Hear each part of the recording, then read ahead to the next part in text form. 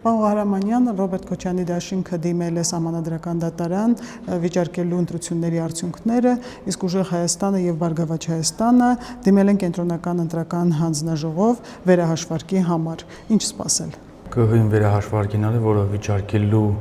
հետ չեմ կարծում վերահաշվարկ, հա, որոշ տեղերում, որի ըստ եկող տեղեկությունների, որի արդյունքում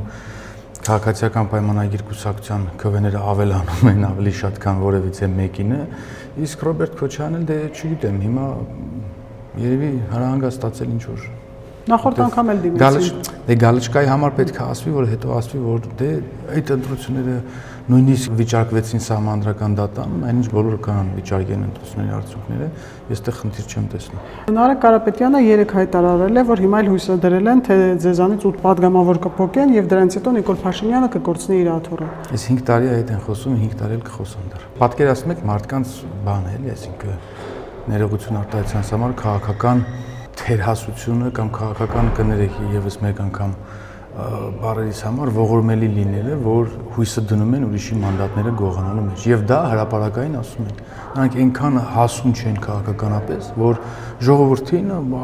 ակնհայտ ասում են, որ մեր հույսը գողանալն է ձեր ընտրությունը, որտեվ այդ 8 մանդատը ժողովրդի ընտրությամբ ա եղել, այդ 8 մանդատը հոթից չի։ Այսինքն իրենք ո՞նց են ուզում ժողովրդի մանդատը գողանան, ես էլ չեմ հասկանում։ Ու դրա բարձրաձայնում են, ամենահավոր է դա։ Մինչև ընտրություններ 300,000 ադրբեջանցիների ամենօրյա, այսպես ասած, պտտելներ իրենց տեսահոլովակներով, հարցազրույցներով, հիմա էլ վստահ եմ սկսելու են 8 մանդատի հետ կապված այս թեզը։ Դե հա, ես ֆիքսել եմ ընդ որում, նաև իմ քարոզարշավի ընթացքում եմ ասել բոլոր այն քաղաքական ուժերն, նաև Սյունիքից, Կապանից կան այդպիսի նորելուկ բազմաթիվ ճամբարափոխ եղած քաղաքական գործիչներ, ովքեր բարձրաձայնում էին 300,000-ին եւ ես իրենց ասում եմ, որ ես ձեր աշխատանքային լեզվով ասած պետքա ձեզ ժողովուրդ դարձնի բեզաչոտնիկ, որովհետեւ քաղաքացիական պայմանագիր կուսակցությունը մնալու է իշխանության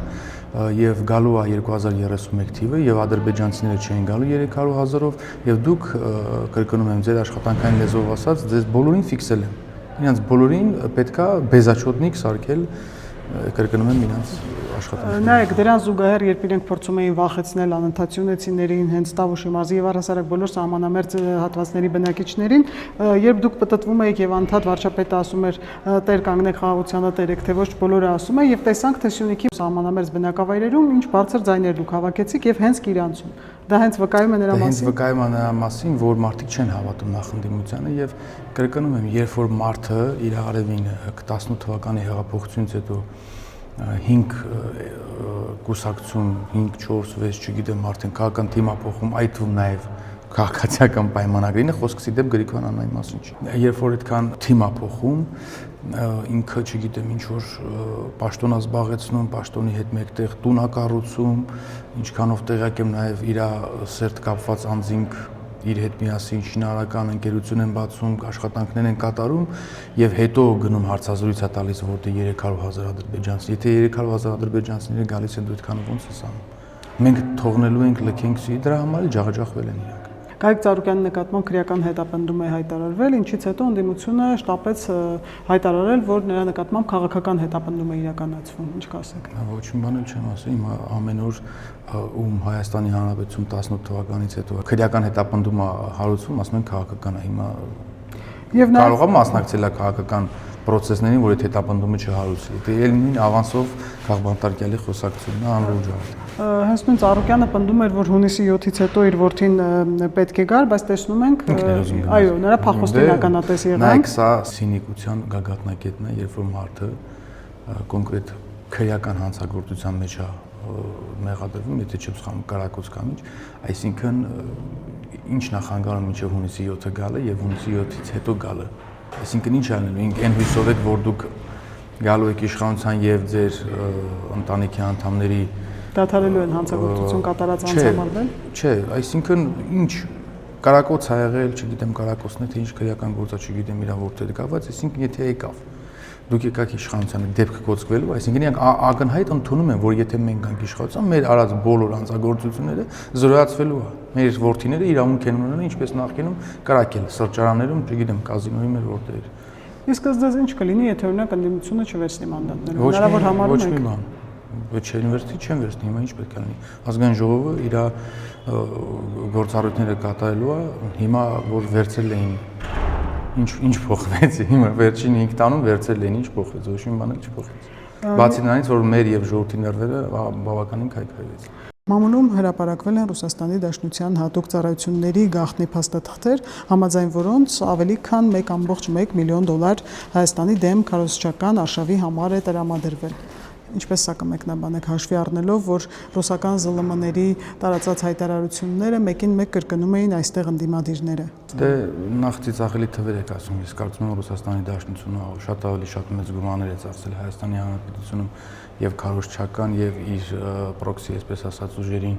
իշխանության բերելու համար, բայց պետք է ընդունել, որ բնական է, որ եթե դու ուզում ես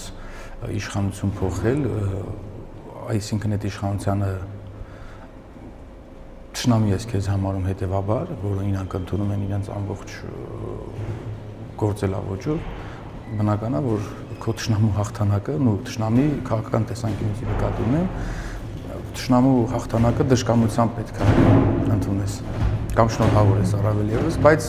շանս չունեն, ճար չունեն, բոլորն էլ ընդունել են, բոլորն էլ շնորհավորել են։ Իսկ հետընտրական զարգացումների ականատես կլինենք։ Հետընտրական զարգացումը հիմա այսօր նիստի ենք, վաղ նույնպես նիստի ենք, ձեր հարցազրույցին տալիս, փողոց դուրս կգա։ Փողոց դուրս են գալիս ժողովուրդը, ժողովուրդը դուրս է գալիս փողոց այն ժամանակ, երբ որ ընտրությունները կեղծված են լինում։ Երբ որ դե հա կարող է ասենք իրանք իրենց աշխատողներով, Ռուսաստանից եկած հյուրերով կամ փողով, ինչպես բազմաթիվ իրենց հրապարակված ձայնագրություններում փաստում է, փողով կարող է հա այդպես որոշակի մասը հանեն դուրս փողոց, բայց ժողովուրդը հավաքական ինքը հասկանում է, որ ընտրությունները չեն կեղծվել, իսկ երբ որ չեն կեղծվում, ժողովուրդը ինքը իր ընտրության դեմ չի կարող դուրս գալ փողոց։ Շնորհակալություն։ Ես շնորհակալ եմ։ Հավանիչ տեսանյութը եւ բաժանորդագրվիչ նորությունները բաց չթողնելու համար